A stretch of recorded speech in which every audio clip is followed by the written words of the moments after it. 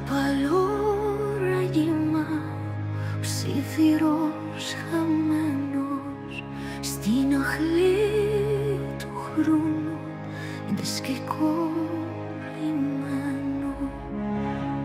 Από τα βάθη της ψυχής με φωνή ακούτε την γλυκιά μελωδία στον αέρα πλανήτη, ονειρικά τοπία σε κόσμους μαγικούς, χρονοτά ζωντανά σε ήχους μυστικούς.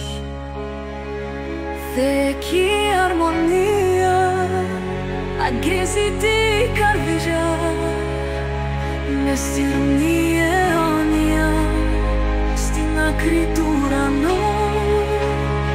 Ψυχή που ταξιδεύει σε μονοπάτια φωτός, μέσα στη σιωπή βρίσκει τον εαυτό.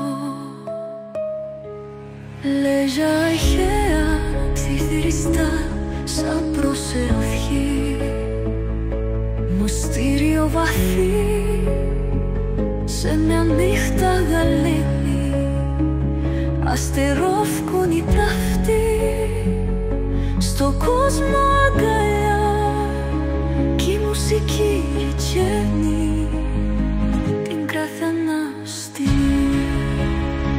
Θεϊκή αρμονία αγγίζει την καρδιά, μια στιγμή αιώνια στην άκρη του ουρανού.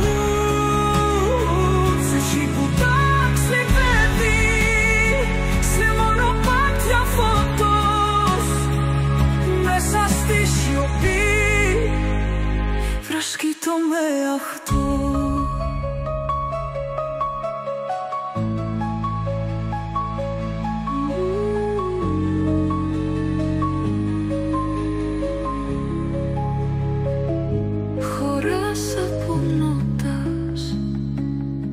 Ρυθμό αργό αφήνει την ψυχή να πετάξει ψηλά στην αγκαλιό του κόσμου, να βρει την ειρήνη και να ζήσει το όνειρο.